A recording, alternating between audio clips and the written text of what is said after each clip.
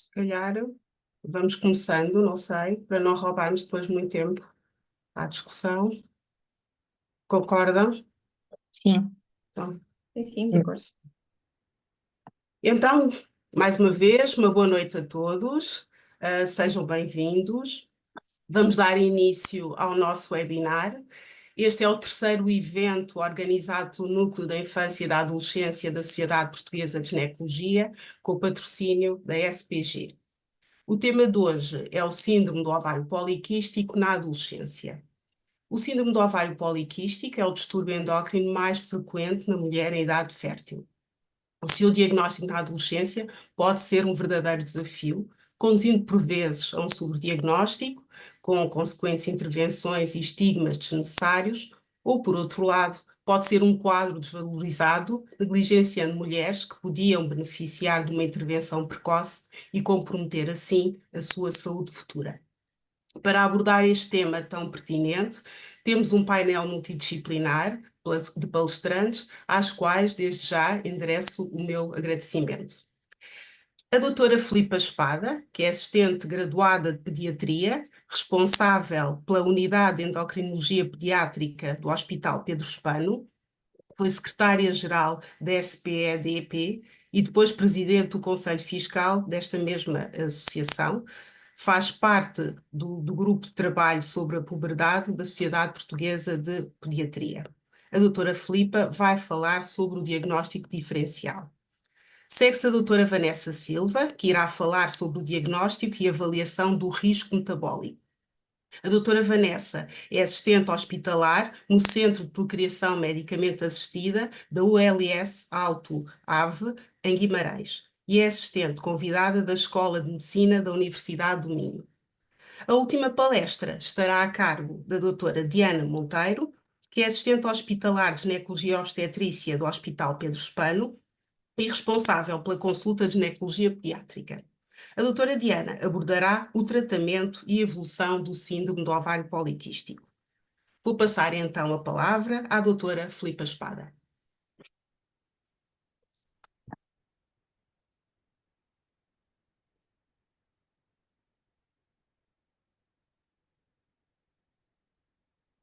top.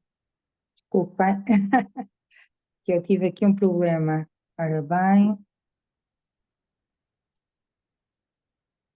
Muito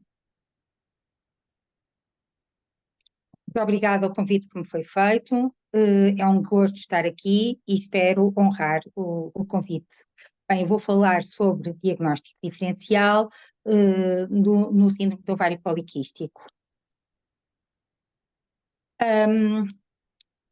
Este síndrome é muito comum e atinge 1 em cada 10 mulheres e atinge todas as raças e todas as nacionalidades. Pode ser mais prevalente ou menos prevalente, dependendo das casuísticas que estejamos a avaliar. É uma patologia heterogénea e que tem várias manifestações clínicas e hormonais que podem variar de pessoa para pessoa. Os critérios diagnósticos na adolescência, porque tudo na adolescência, são difíceis. Do ponto de vista da pediatria, o início é in utero e tem manifestações pré-menarca e muitas vezes é mal diagnosticado, como já disseram previamente, em idade pediátrica. Isto porquê? Porque muitas vezes chegam-nos as pacientes porque fizeram uma ecografia abdominal e a mãe vem com elas e diz, sabe que ela tem múltiplos quistos nos ovários. Ou então temos aquelas meninas que têm acne e que têm amenorreia ou oligomenorreia e que nós achamos que é normal porque é da adolescência. Temos uma base genética nesta complexidade deste síndrome e que há vários fatores inerentes a este síndrome e pensando retrospectivamente, o síndrome ovário poliquístico tem início in utero. Tem a tal herança genética, podem as mães, as irmãs da mesma menina terem síndrome do ovário poliquístico, atinge várias gerações e muitas vezes não é só a mãe que tem alterações. Se nós formos dosear determinadas hormonas, sabemos que o pai também tem alterações, podem não serem tão relevantes, e não sabemos interpretá-las ainda. E tem, inclusive, uma etiologia epigenética. Sabemos que há uma exposição in utero a androgénios elevados que pode condicionar este síndrome ovário poliquístico. Por exemplo, não é só a mãe que tem o síndrome ovário poliquístico que vai ter uma filha com síndrome de ovário poliquístico. Uma mãe que tem uma hiperplasia das suprarrenais, ou que não foi diagnosticada, ou que está descontrolada, pode vir a ter uma filha que só herda o gene da mãe, o gene do pai, e pode ter herdado o gene bom do pai, e pode não ter uma hiperplasia das suprarrenais, mas pode vir a ter um síndrome do ovário poliquístico.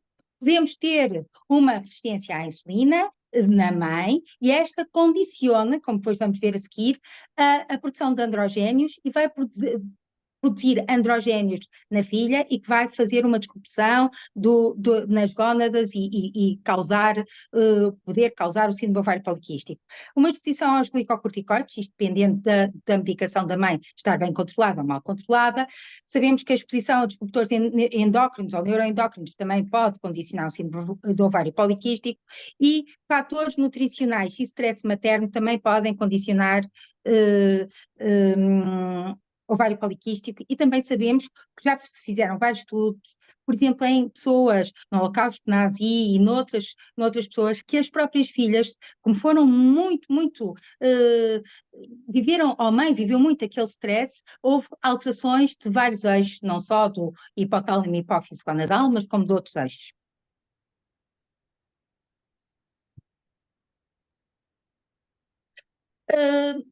Para mim, existem pródromos do ovário poliquístico na infância e que nós devemos não esquecer.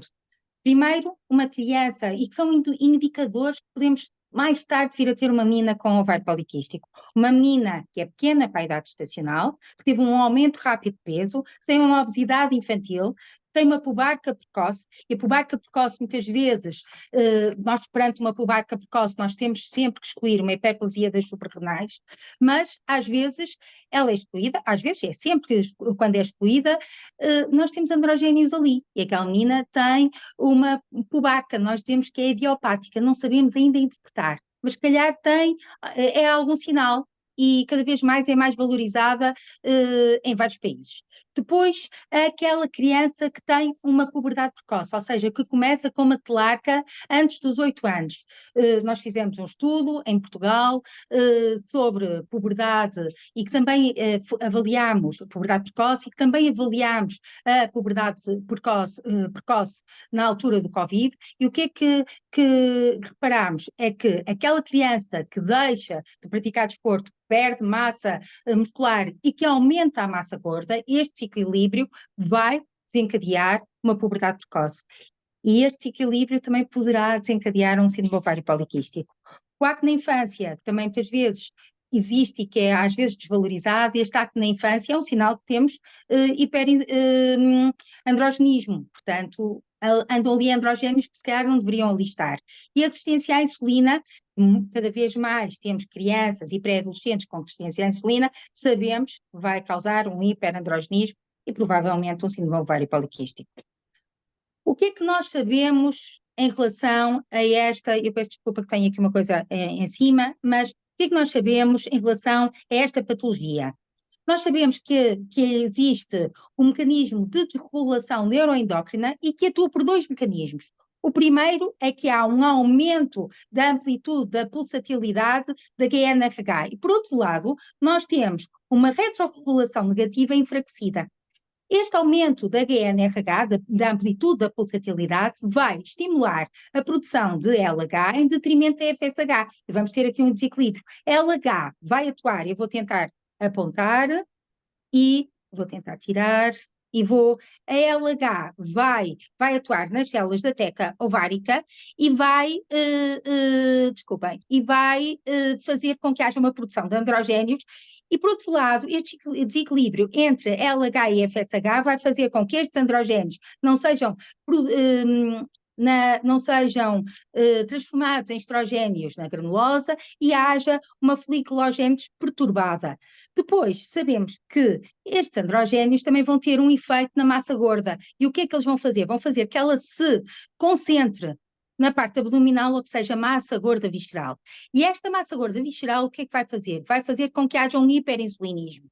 Este hiperinsulinismo, por sua vez, vai estimular a produção de mais androgénios na suprarrenal, no rim e no tecido gordo, através de algumas enzimas que antes não eram conhecidas, como a 11-beta-hidroxisteroide hidrogenase, que é a responsável pela maior produção também e metabolização destes androgénios no rim, e depois temos uma que é fundamental e que se calhar será uma próxima arma, se a soubermos interpretar bem, uma próxima arma terapêutica, ou estará aqui uma próxima arma terapêutica no tratamento destes androgénios, que é a aldocetoredutase 1C3. Esta o que é que faz? Ela atua no rim, no tecido gordo, na suprarrenal e no ovário. E o que é que ela vai transformar?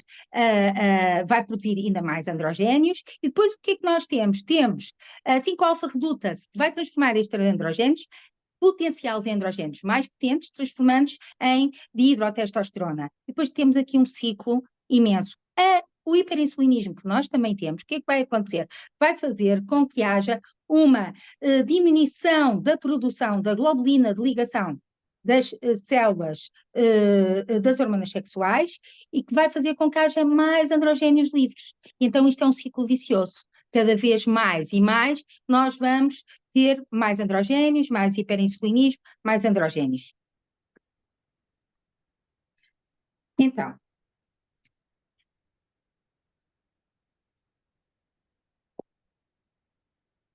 desculpem, ok. Eu vou apresentar um caso clínico de uma adolescente de 14 anos que nós vimos na consulta. O motivo foi irregularidades menstruais, foi referenciada por irregularidades menstruais e excesso de pelo. Era pequena para a idade gestacional, tinha um excesso ponderal desde os 2 anos, uma pubarca aos 6 anos, já há aqui um sinal, uma telarca aos 8 anos, que é aqui a fronteira entre uma puberdade precoce e uma puberdade normal, um acne desde os 10 anos, uma menarca aos 10 e irregularidades menstruais. Não tem medicação, não tomava medicação. A mãe tinha um hirsutismo, uma alopécia andrógena e uma diabetes gestacional, ou teve. Então, o que é que nós encontramos ao exame objetivo? Ela era baixinha e por isso tinha um índice de massa corporal de 97,5. Tinha um hirsutismo moderado, de acordo com a classificação, um acne moderado a severo, estrias abdominais e uma acantose axilar. Às vezes a acantose não é só cervical, muitas vezes é axilar e também temos que a procurar. E perante estas hipóteses de diagnóstico, o que é que nós vamos ter que postular? Primeiro que tudo, uma hiperplasia das suprarrenais. A hiperplasia das suprarrenais de forma tardia é o diagnóstico à cabeça que devemos pensar, porque é, apesar de tudo, bastante comum nas raparigas e que tem manifestações como a pubarca precoce e pode ter, tem o hirsutismo e tem ou seja, o hiperandrogenismo e também pode ter hiperinsulinismo por causa do hiperandrogenismo. Depois, e também dá oligomenorreia. Depois, o síndrome do ovário poliquístico, a anorexia nervosa.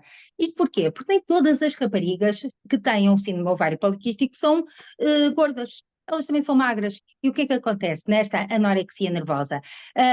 Nós temos uma anovulação, ou irregularidades menstruais, e temos uma miúda que tem imenso pelo. Só que o tipo de pelo não é um pelo terminal. É um pelo que é um lanugo, que é para regular a termogênese e fazer com que ela poupe energia. Mas a verdadeira anorética tem bastante pelo. Depois temos que excluir o síndrome de Cushing. O síndrome de Cushing é muito raro na idade pediátrica, poderá dar sinais e sintomas, mas é muito, muito raro. Depois, porque de acordo com a literatura e porque está em todos os livros e toda a bibliografia que temos que excluir o hipotiroidismo e hiperprolactinemia, se bem que eu nunca vi nem um hipotiroidismo, nem uma hiperprolactinemia que tenham dado hirsutismo. Depois também temos que excluir os tumores produtores de androgénios, mas neste caso não desparecia de modo nenhum. Porquê? Porque o hirsutismo é muito rápido e neste caso isto foi lentamente progressivo. Depois, excluir o uso de medicamentos, que também foi excluído. A lipodistrofia, temos que pensar nela cada vez mais. Foi uma entidade que até agora foi muito ignorada. Ela existe. Não sabemos se é muito comum ou não, ou qual é a incidência. Ela existe e o que é que acontece? Acontece que, às vezes, temos podemos ter rapazes e raparigas, mas também raparigas que são, até parecem muitíssimo musculadas, porque têm zero de gordura nas extremidades, nos membros superiores e inferiores, e têm uma hiper musculatura, parecem bastante musculadas, têm alguma gordura visceral e aqui há uma lipodistrofia porque é uma deposição de gordura anómala. E o que é que nós vamos ter? Como temos, vamos ter muitos androgénios, vamos ter um hiperinsulinismo, porque a lipodistrofia é característico do hiperinsulinismo e o hiperinsulinismo, como nós vimos, também origina muito androgenismo. E então vamos ter uma rapariga que tem hiperinsulinismo, que tem androgenismo e que muitas vezes não é menstruada. As irregularidades menstruais foram excluídas porque ela já tem 4 anos de menstruação. A síndrome metabólica está associada ao síndrome do ovário poliquístico, por isso eu pus entre parênteses, e excluir uma gravidez. Então, o que é que nós vamos fazer? Nós fizemos uma avaliação geral da paciente, fomos dosear a 17-hidroxiprogesterona para excluir ou confirmar a hiperplasia das suprarrenais, mas ter atenção que se pensávamos que a 17-OHP era só produzida na suprarrenal, ela não é, ela também é produzida em pequenas doses no ovário. Depois, fomos pedir um hipotiroidismo, um prolactinoma, fomos avaliar o eixo com LH-FSH, fomos avaliar o hiperandrogenismo com a testosterona total, dosear a testosterona total e livre, a delta-4 androstenediona. Vamos excluir o síndrome de Cushing, mas aqui temos que estar atentos, porque o síndrome de Cushing, ou seja, o cortisol nas raparigas, porque as raparigas, algumas delas, são um bocado ansiosas, e se nós fizermos um cortisol sérico, como é uma hormona contrarreguladora, este cortisol sérico vai estar elevado numa dose única. Então, nós devemos dosear, fazer um doseamento de um cortisol urinário. E o cortisol urinário, se for bem colhido, vai excluir um síndrome de Cushing. Depois, fomos dosear a dihidroepiandrosterona sulfato, para também excluirmos tumores virilizantes da suprarrenal. Podemos pensar em dosear a globulina de ligação às hormonas sexuais, porque sabemos que ela está diminuída no síndrome do ovário poliquístico, ao contrário de outros síndromes, e a hormona antimuleriana que estará aumentada no síndrome do ovário poliquístico, mas ainda não entra como critério diagnóstico. E depois temos que fazer uma avaliação de perfil metabólico, porque nós sabemos que a maioria das meninas supondo que estamos perante um síndrome do ovário poliquístico, elas poderão ter uma hiperinsulinémia e também poderão ter uma dislipidémia e excluir uma gravidez. E o que é que nós temos aqui? Nós temos uma 17-hidroxiprogesterona elevada, mas que não podemos excluir com esta dose entre 2 e 10, nós não podemos excluir uma hiperplasia das suprarrenais. E de acordo com as normas da Sociedade Europeia de Pediatria Endócrina, nós devemos, perante estes valores, fazer sempre uma prova da ACTH. Os pontos de corte são um bocadinho diferentes dos adultos, dos adolescentes e das crianças. E para além do mais, como ela tem uma oligomenorreia, nós não vamos esperar a altura ideal, muitas vezes nem conseguimos esperar a altura ideal para que ela menstrue, para que faça os doseamentos. Depois temos a função, um hipotiroidismo, ou temos um cortisol normal, temos uma prolactina ligeiramente elevada, mas abaixo de 50, temos uma testosterona total e livre elevadas, uma delta-4 androstenediona também elevada, uma razão que nos faz pensar realmente que estamos perante um ovário poliquístico também, porque temos uma LH, uma FSH maior, uma razão maior do que 3, temos a DHS ligeiramente elevada e durante muito tempo, ela é quase exclusivamente produzida na suprarrenal, mas também pode ser um bocadinho produzida no ovário. Temos uma globulina de ligação às hormonas sexuais baixas, uma hormona antimuleriana elevada e temos, atenção, uma resistência à insulina de 21. E como é que isso se calcula? É um produto de glicose pela insulina a dividir por 405 e é positiva quando é maior que 3, mas também entendemos que na puberdade nós temos alguma insulinoresistência que é fisiológica, portanto um 4, um 4,5, muitas vezes pode ser tolerável. O que é que nós temos de estar atentos? É que estas raparigas nesta idade ainda não vão ter uma diabetes tipo 2, portanto uma prova de tolerância oral à glicose. Alguns autores são a favor, mas a verdade é que não há quase ninguém ninguém que tenha uma diabetes ou uma prova de tolerância oral à glicose, mesmo alterada. Poderá estar ali no limite, mas o que nós temos que provar é que temos um hiperinsulinismo. E depois, como temos uma deposição de gordura à custa dos androgénios, nós vamos ter um colesterol HDL baixo. E então, vamos fazer então, tínhamos a 17-hidroxiprogesterona elevada, mas assim num limbo que nem sim nem não, nós fomos fazer uma prova da ACTH e a prova da ACTH excluiu-nos a hiperplasia das suprarrenais. E porque também tínhamos uma prolactina elevada aos 0 minutos, mantivemos, porque a prolactina comporta-se como o cortisol e também em altura de stress também se eleva. E então nós fizemos um doseamento aos 0, aos 20 e aos 40 e é normal. E depois por isso foi excluído o prolactinoma.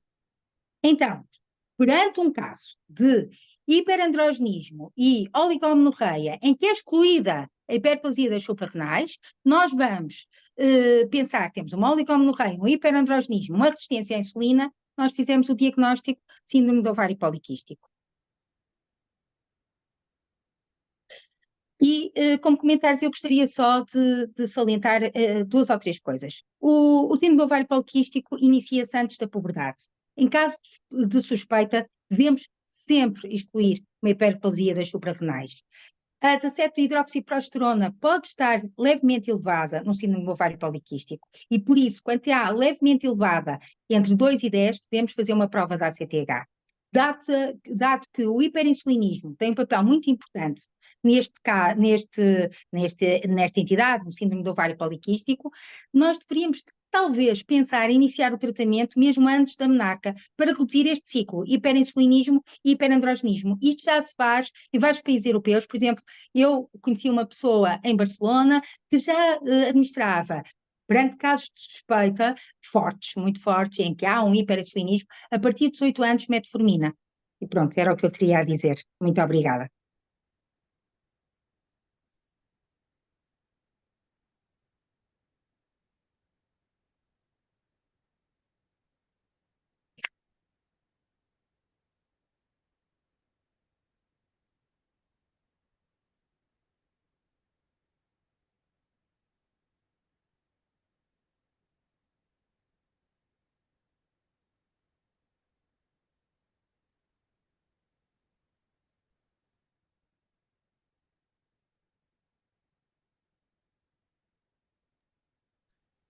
Peço desculpa.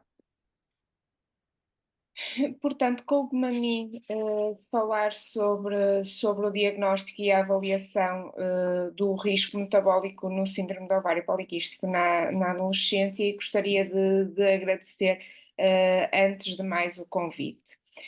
A altura ideal para o diagnóstico ou a abordagem diagnóstica do síndrome do ovário poliquístico deve ser conversada com a nossa adolescente e com os pais ou responsáveis, isto porque o diagnóstico ou o risco aumentado de síndrome do ovário poliquístico tem inúmeras implicações a nível futuro, mas também os critérios diagnósticos ainda são questionáveis, pelo que o excesso de diagnóstico e a criação de rótulos que vão potencialmente acompanhar esta adolescente ao longo da sua vida podem causar algum estigma e serem prejudiciais.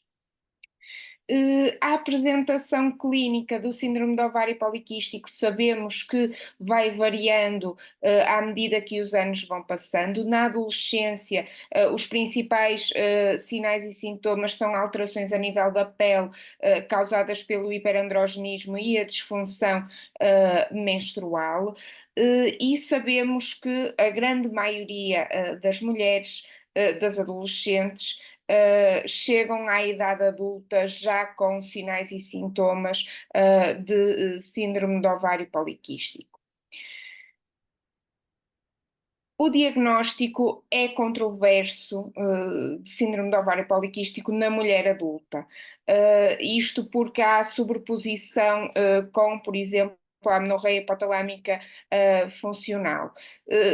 De qualquer das formas, o que está preconizado como critério mais aceite são os critérios de Roterdão, em que é necessário 2 de 3 sinais e sintomas, uma oligomenorreia ou um hiperandrogenismo, quer bioquímico, quer clínico, ou uma morfologia poliquística do ovário, que é definida por mais de 20 folículos por ovário, folículos antrais entre 2 a 9 milímetros, ou então um volume de ovário superior a 10 centímetros cúbicos. Mas nós sabemos que uma morfologia poliquística do ovário não é sinónimo de um síndrome de ovário poliquístico, nem na idade adulta, muito menos nas adolescentes. Uma morfologia poliquística do ovário traduz uma jovem, uma mulher com boa reserva ovárica, daí a sua baixa especificidade para diagnóstico de síndrome de ovário poliquístico. Numa adolescente completamente assintomática, com menstruações regulares, sem sinais clínicos de hiperandrogenismo, 25 a 50%, se fizermos uma ecografia, tem uma morfologia poliquística do ovário, o que, se nos focarmos nesta morfologia, vamos estar a sobrediagnosticar as nossas adolescentes e a criar rótulos que são desnecessários e podem condicionar quer a nossa atuação no momento, quer a atuação no futuro. No entanto, de qualquer das formas, não devemos desvalorizar. Assim, em termos de diagnóstico, nas adolescentes temos obrigatoriamente que ter oligomenoreia e hiperandrogenismo ou clínico ou bioquímico, sendo que a morfologia poliquística do ovário não é de todo critério de diagnóstico e podemos mesmo não realizar ecografia para avaliação de morfologia para estabelecermos um diagnóstico de síndrome do ovário poliquístico. Trazendo só aqui um bocadinho do que é a definição da oligomenorreia, esta faz parte da maturação do eixo hipotálamo-hipófise-ovário normal da adolescente após a menarca e esta deve ser valorizada se persistente por mais de 2 anos. Caso haja uma oligomenorreia persistente, esta deve ser investigada. No que diz respeito ao hiperandrogenismo, este tanto pode ser clínico como bioquímico. Na adolescência, como disse anteriormente, a maturação do eixo hipotálamo-hipófise-ovário condiciona um hiperandrogenismo clínico, mas habitualmente este não é tão severo como o que vemos no síndrome do ovário poliquístico, nem tão persistente. De notar apenas que muitas vezes as adolescentes chegam-nos com tratamentos de estética já realizados, quer seja laser, quer seja depilação a cera ou outro, o que pode condicionar a nossa avaliação da severidade do exortismo. Sabemos que se temos uma adolescente com um hiperandrogenismo clínico, em cerca de 90 a 95%, estas vão ter um hiperandrogenismo bioquímico, pelo que os doseamentos hormonais nestas adolescentes não têm grande importância, doseamentos hormonais de androgénios. No entanto, estes têm o seu papel nas adolescentes que não têm sinais clínicos de hiperandrogenismo e nestas devemos dosear quer a testosterona total, quer a SHBG para conseguirmos obter a testosterona livre, que esta sim é biologicamente ativa e importante a condicionar as alterações metabólicas. Virtualmente, se não temos um hiperandrogenismo, não temos um síndrome de ovário poliquístico, precisamos sim, então, da presença do hiperandrogenismo e da oligomenorreia para definir esta síndrome.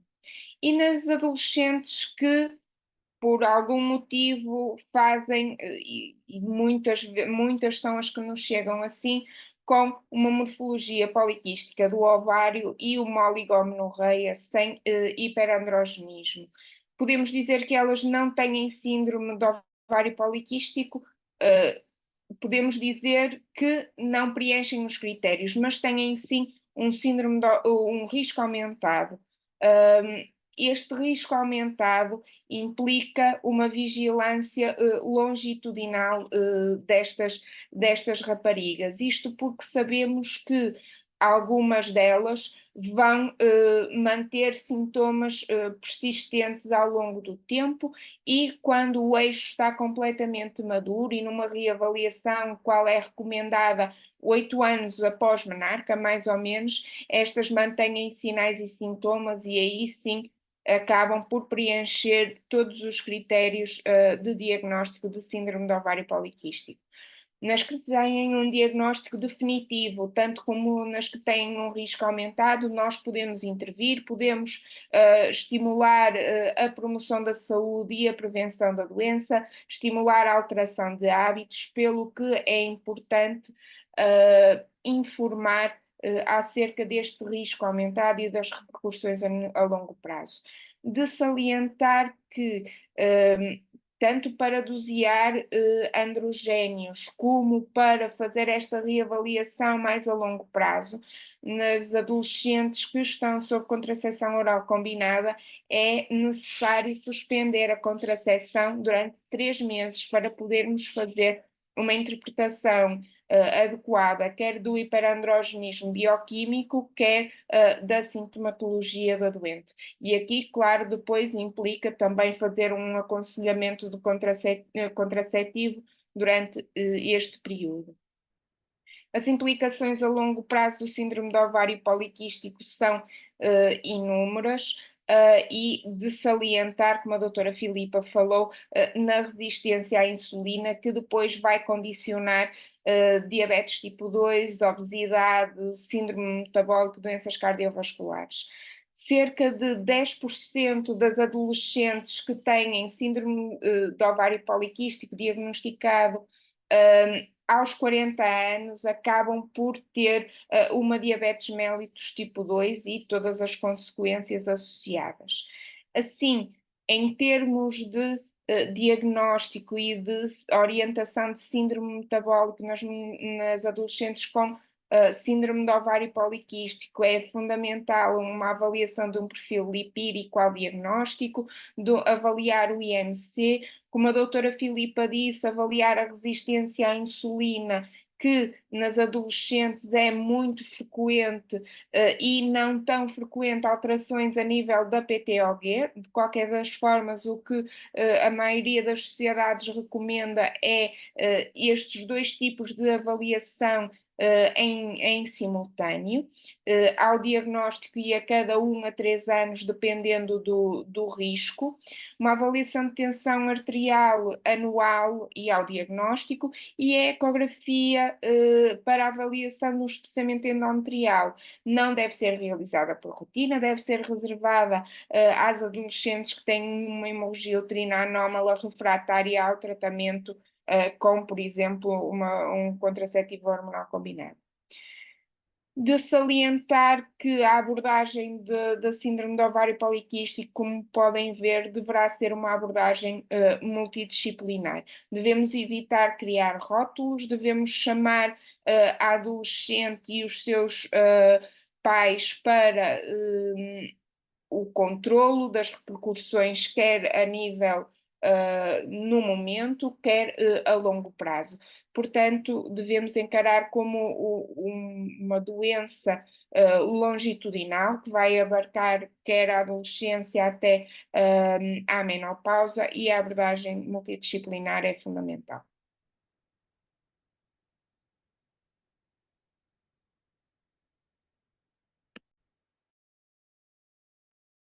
Passo agora a palavra à doutora Diana.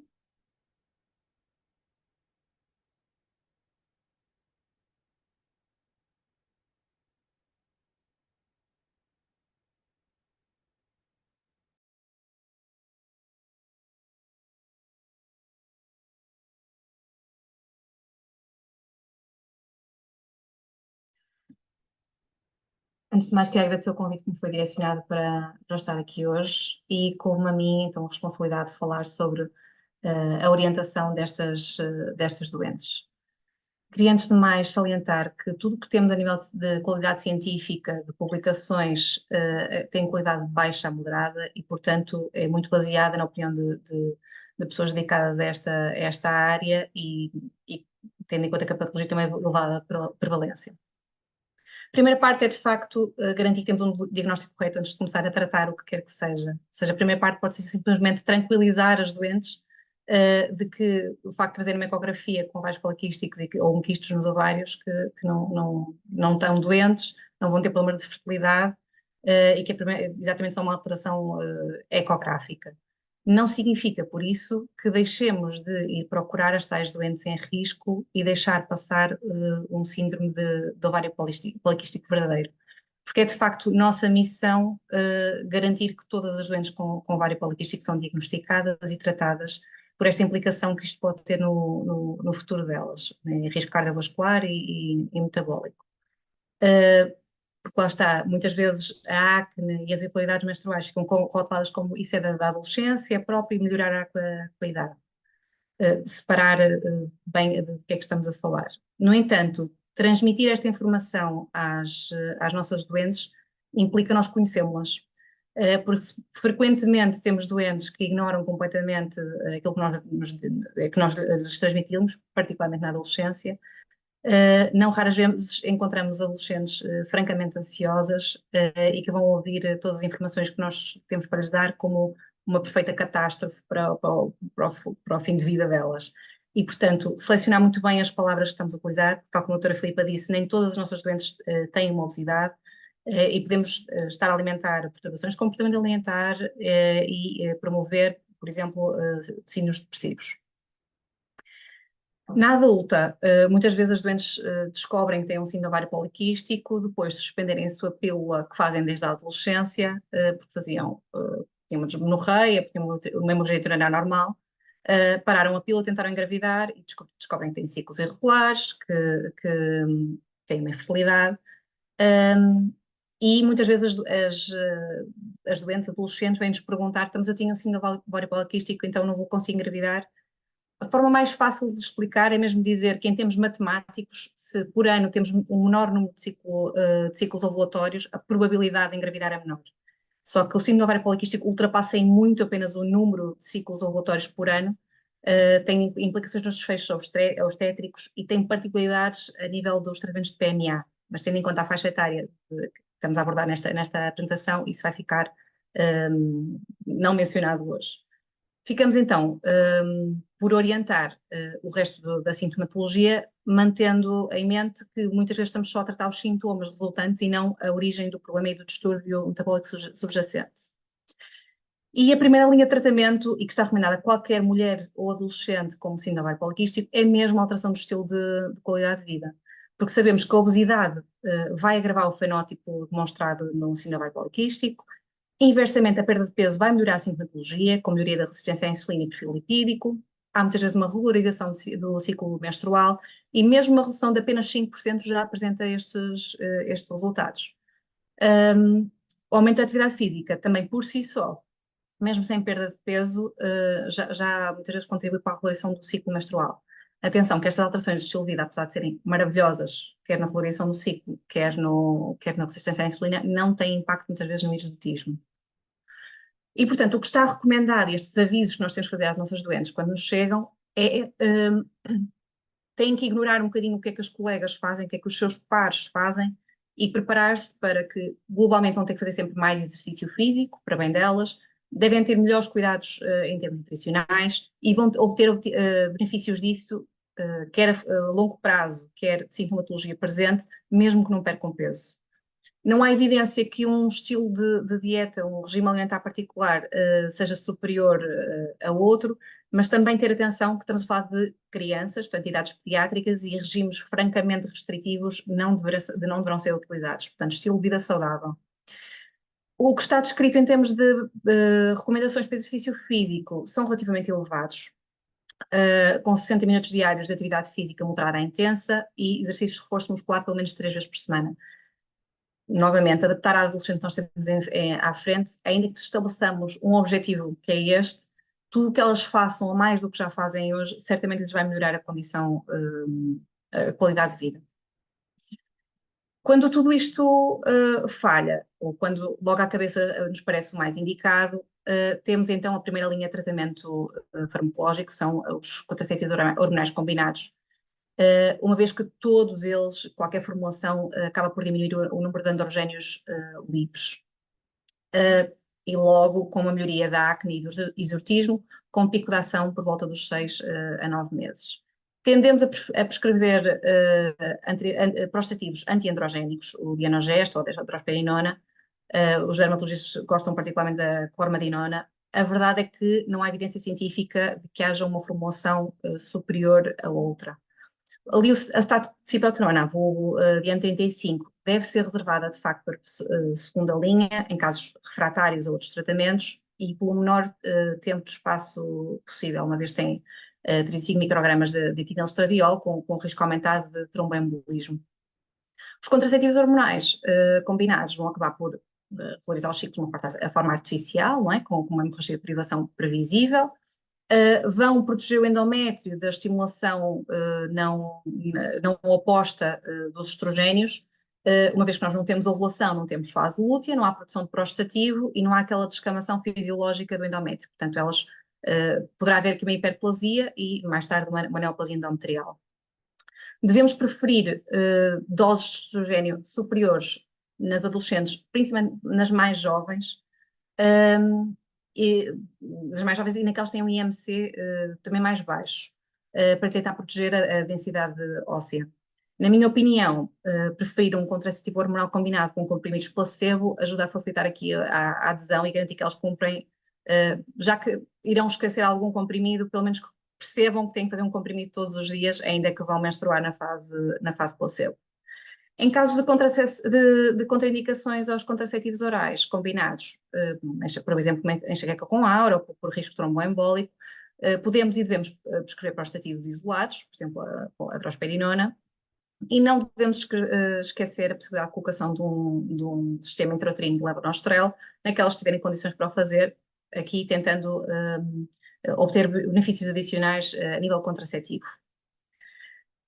Também uma particularidade da adolescência, que apesar de menstruar não ser necessário para a mulher adulta, não é uma condição necessária nem básica, e deve ser desmistificado para todas elas, na adolescente é importante ouvirmos se isso é importante para elas. Porque o simples facto de ter uma hemorragia previsível e partilhar os mesmos problemas das colegas pode ser uma coisa em termos psicológicos importante para elas. Eu aproveito sempre esta oportunidade da prescrição de uma terapêutica hormonal de uma contracepção para falar sobre a parte da sexualidade e voltar sempre a repetir que apesar de terem agora um contraceptivo, este será sempre o plano B e que o plano A sempre será o preservativo, por ser o único que protege contra as DSTs. Segunda linha de tratamento farmacológico, que deverá ser preferido quando há uma falência das alterações de estilo de vida ou quando por algum motivo há uma contraindicação ao uso de contraceptivos orais, principalmente indicado se houver hiperinsulinemia e ou alteração da tolerância à glicose, parece ter uma eficácia sobreponível às alterações do estilo de vida e pode ser usado quer de forma combinada, quer isolado ou em combinado com os contraceptivos orais. Não parece, no entanto, haver benefício adicional muito importante nesta associação. Vamos ter então uma melhoria da resistência à insulina e uma diminuição da hiperinsulinemia, pode auxiliar na perda de peso, vai melhorar a regularização dos ciclos menstruais e uma diminuição do risco cardiovascular. É prescrito inicialmente nas doses de 500 mg dia, aumentando progressivamente em períodos de 1 a 2 semanas, até um máximo de 2 gramas na adolescente. Os efeitos adversos principais são normalmente os gastrointestinais e que acabam por melhorar com a permanência de uso e são claramente dose dependentes. Temos aqui a questão de que há uma tendência a recidivar a sintomatologia a partir do momento que se suspende a terapêutica. Quanto aos antiandrogénicos, usamos como adjuvantes dos contraceptivos orais combinados no tratamento do exotismo e ou acne, principalmente após 6 meses de utilização de contraceptivos hormonais com resultados subótimos, ou então quando simplesmente eles são contraindicados. Fica a nota que eles são pouco eficazes no pelo que já seja pré-existente. Habitualmente prescrevemos a espironolactona, na dose de 25 até 100 mg dia, ajustado de acordo com a tolerância e a necessidade. O finasteride não está aprovado abaixo dos 18 anos, mas já tem sido utilizado off-label. O inositol aparece-nos na secção dos suplementos alimentares. Parece ser superior ao placebo, normalmente o número de ciclos ovulatórios, cerca de 2 vezes mais, aumenta a sensibilidade à insulina, tem uma eficácia superior ao placebo na perda de peso e, apesar de tudo, é uma eficácia inferior à da metformina. Aparece-nos de venda livre e isto também nos deve preocupar porque, sendo um suplemento alimentar, não tem o mesmo controle de qualidade farmacológico que têm os outros fármacos. Apesar da evidência científica que recomenda a sua prescrição ser bastante baixa, a verdade é que ele também não tem grandes malefícios e, portanto, poderemos considerar aqui este tipo de prescrições. Outros fármacos utilizados, nomeadamente no esotismo, temos o cloreto de eflornitina, é um tópico, é particularmente eficaz no pelo claro, que é diferente de todas as outras armas que nós temos. Grandes desvantagens é o preço e o facto de neste momento já não existir em Portugal, no entanto consegue-se obter na internet. Há uma recidiva imediata após a sua suspensão. Relativamente à acne, é claramente do domínio máximo dos dermatologistas, as formulações tópicas ou orais em várias combinações para situações refratárias poderão ser de facto necessárias. Fica aqui a nota para a utilização do liraglutido, que está aprovado na adolescência. É mais um dos fármacos da moda anti-obesidade, é um agonista dos receptores GLP-1, tem um papel importante na resistência à insulina e poderá ser uma arma terapêutica interessante nas doentes, como por exemplo uma obesidade que não responde ou que não temos conseguido resolver de outra forma. Outros fármacos que são usados no adulto, nos casos mais refratários e graves, não estão autorizados no adolescente.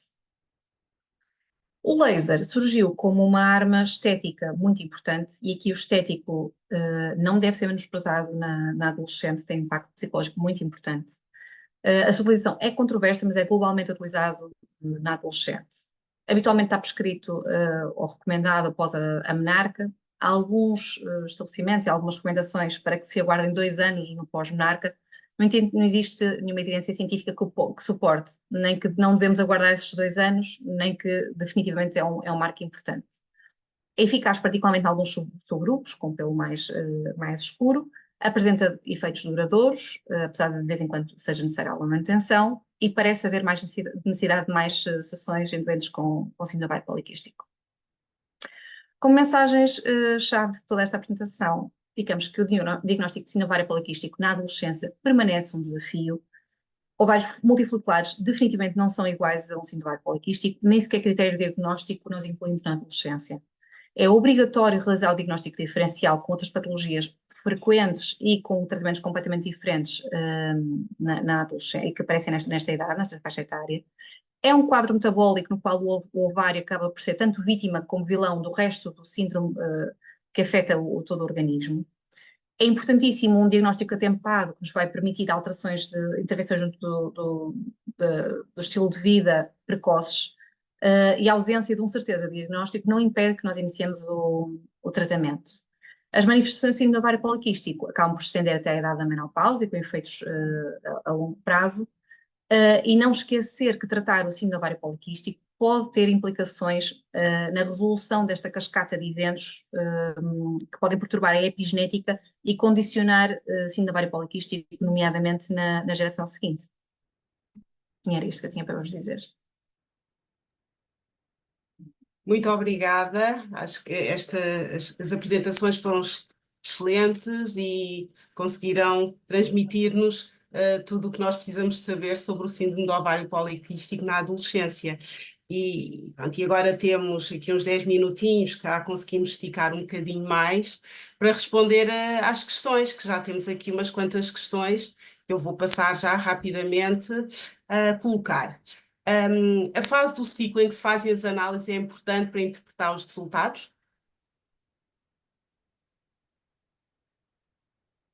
Não sei quem é que, talvez a doutora Filipa Espada, quer responder. Sim, quer dizer, depende do que nós estamos a procurar. Se estivermos a pensar em dosear os androgénios, qualquer fase do ciclo é aceitável. Se for a 17 HP, apesar dos laboratórios dizerem que tem que ser numa determinada fase, implica muitas vezes no segundo ao quinto dia, e eu acho que não tem importância absolutamente nenhuma. Quisermos avaliar a FSH e a LH, se calhar sim, terá importância a fase do ciclo, mas o que acontece muitas vezes é que nós não sabemos quando é que essa miúda vai voltar a ter ciclo, portanto, vamos ter que nos aventurar. E quando queremos fazer, em caso de suspeita de hiperplasia congénita da suprarrenal, quando queremos fazer a prova da ACTH, devemos enviar ao endocrinologista? É assim,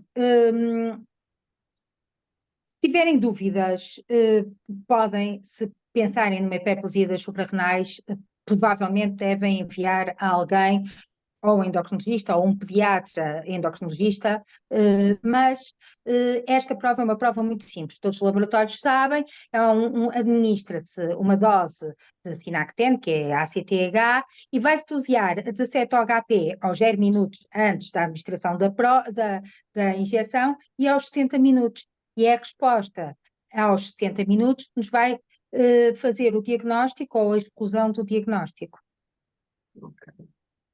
Mais uma questão. Quem tem o risco de síndrome do ovário poliquístico deve reavaliar as irregularidades menstruais 3 anos após a menarca, avaliar a morfologia ovárica 8 anos após a menarca. Para Vanessa, talvez. Sim, o que está recomendado é uma avaliação 8 anos após a menarca. Isto porque também sabemos, lá está, o eixo hipotálamo-hipófise ovário em termos de regularidade menstrual acaba por estar maduro pelos 3, 4 anos. De qualquer das formas, estarmos a avaliar uma vez e outra vez acaba por causar mais stress à adolescente e aos pais, por isso parece-me sensato avaliar aos 8 anos após menarca tudo e até lá ter os cuidados e fazer a educação para a saúde necessária. Ok. Outra questão. Também temos que suspender a contracepção com prostativo para a realização de análises hormonais e estudo do síndrome do ovário poliquístico, ou só quando está a fazer a pílula combinada? Não, também temos que suspender o prostativo, que tem ação anti-androgénica. Ok.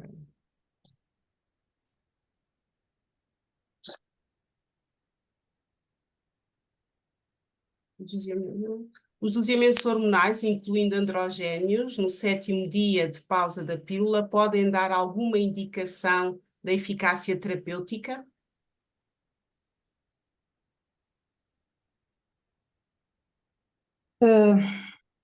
Podem dar alguma indicação, não sei se sou eu, podem dar, quer dizer, habitualmente, quando nós medicamos, da minha experiência, e se a miúda está melhor, os androgénios já estão mais baixos.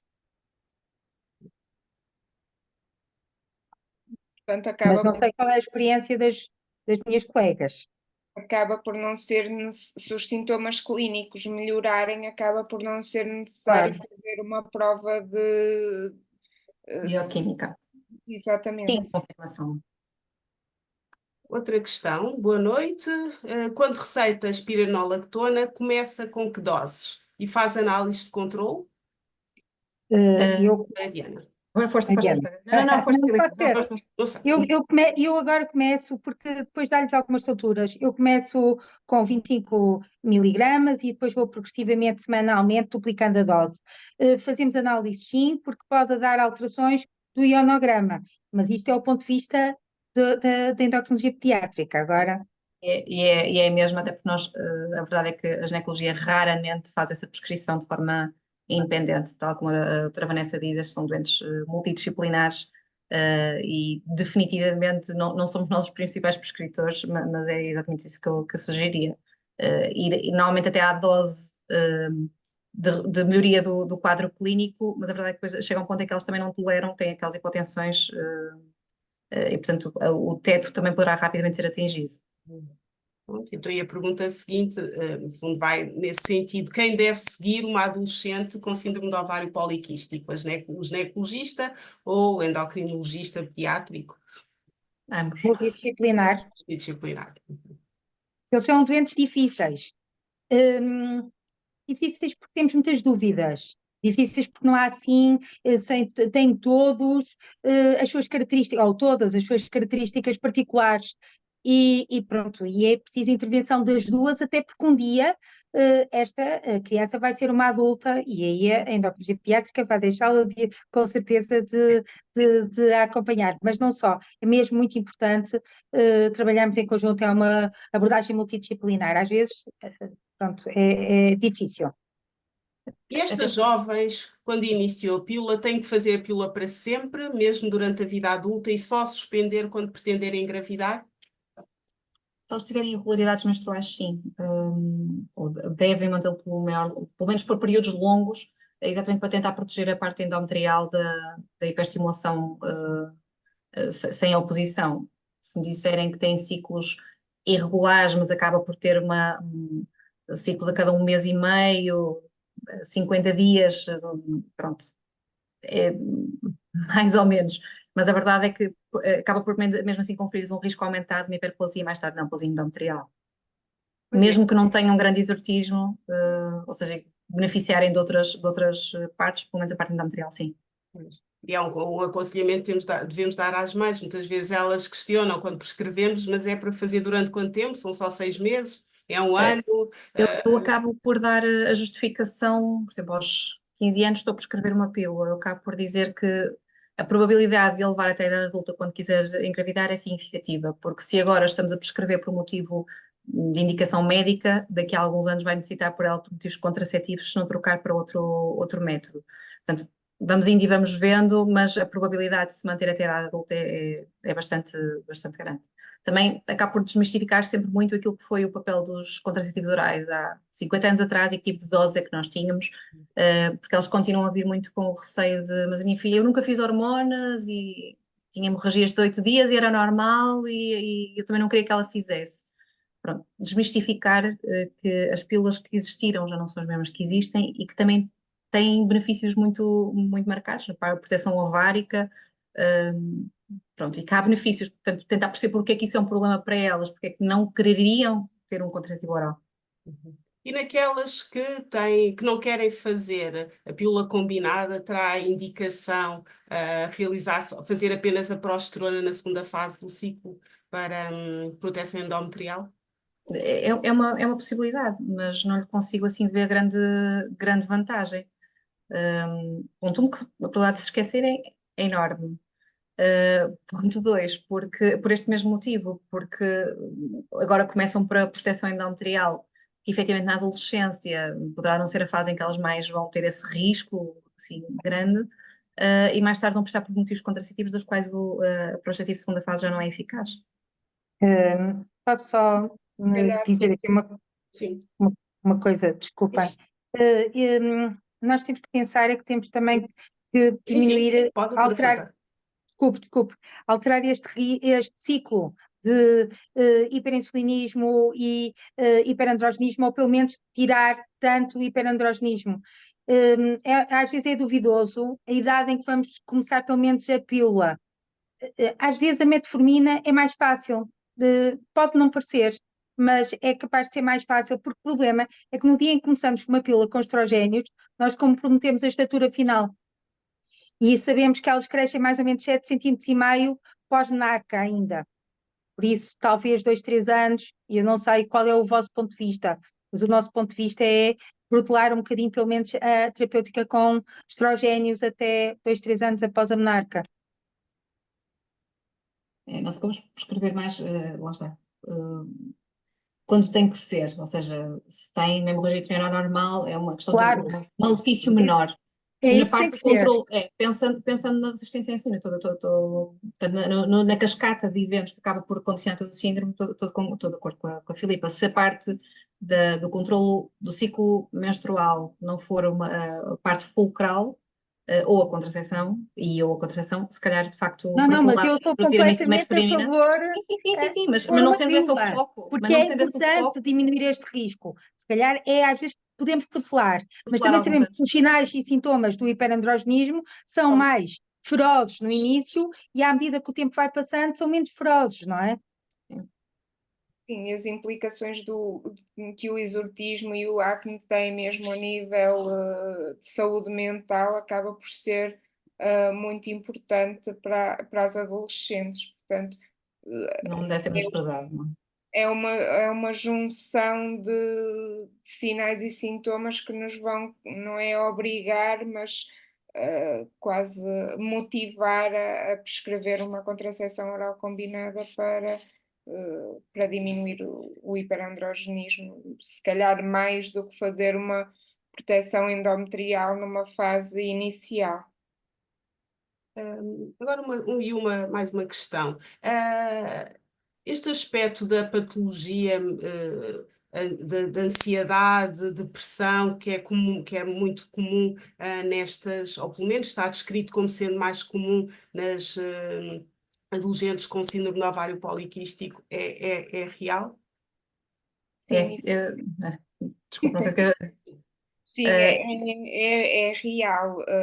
Comparado com mulheres, com adolescentes que têm ciclos menstruais regulares e não têm qualquer queixa de hiperandrogenismo, cerca de 30 a 40% das adolescentes com síndrome do ovário poliquístico têm algum tipo de distúrbio a nível de ansiedade ou depressão, por isso é muito importante rastrearmos e intervirmos quando necessário.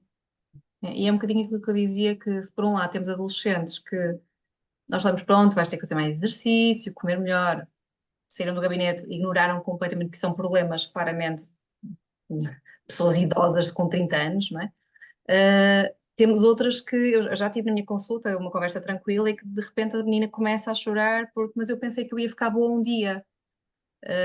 Portanto, elas de facto podem ter patologia ansiosa e de depressiva importante, e que deve ser orientada, não deve ser pronto, então já passa, não é? Deve ser orientada adequadamente para elas poderem discutir isto e orientar para a psicologia se necessário, porque com mecanismos de coping, não só relativamente à patologia específica, não é? Mas de circunstanciais, poderá ajudá-las bastante. E também funcionamos com um bocadinho como método de rastreio para essas meninas.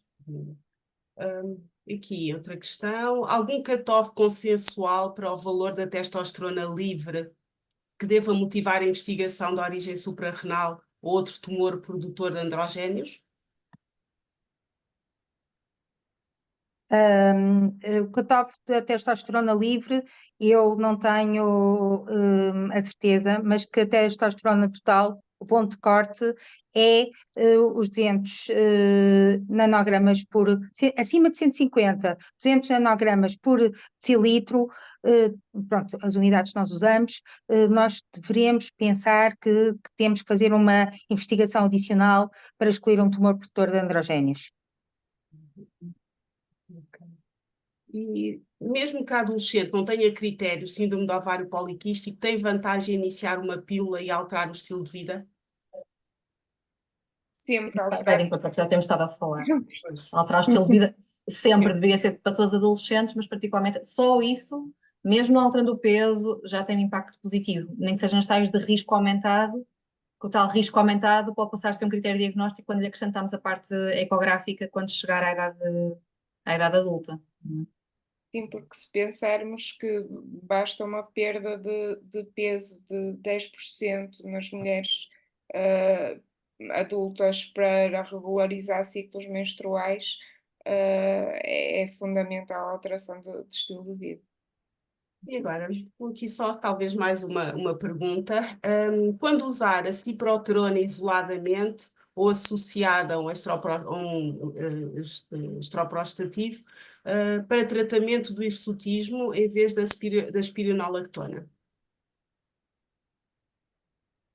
É assim, o que está recomendado é que, associado ao etilenostradiol, o que nós temos é a associação disponível, que temos a associação com 35 microgramos, e o que está recomendado é não utilizar, exceto em casos verdadeiramente refratários. Eu, se calhar, preferia fazer-lhe uma espirulina do que com mais um contraceptivo oral combinado, se assim necessitasse, portanto, dos outros, que não a Diane, e associar-lhe a espirulina do que isoladamente a Diane 35. Muito bem, eu acho que já já respondemos aqui a uma série de questões, e já ultrapassámos um bocadinho a hora. Quero, antes de mais, em meu nome e em nome do Núcleo da Infância e da Adolescência da Sociedade Portuguesa de Ginecologia, agradecer a vossa participação, doutora Diana, doutora Vanessa e doutora Filipa. Fizeram uma excelente apresentação e acho que fomos ao encontro dos nossos objetivos. Acho que ficámos aqui com uma revisão clara, e muito prática do síndrome do ovário poliquístico na adolescência. Muito obrigada. Obrigada. Obrigada.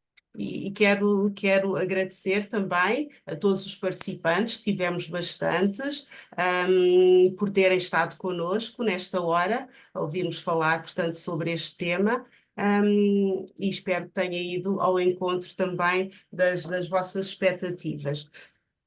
Termino informando que o próximo webinar será em dezembro, dia 5 de dezembro, mas até lá vamos dando notícias. Mais uma vez, muito obrigada a todos e uma boa noite. Boa noite, obrigada. Boa noite, obrigada.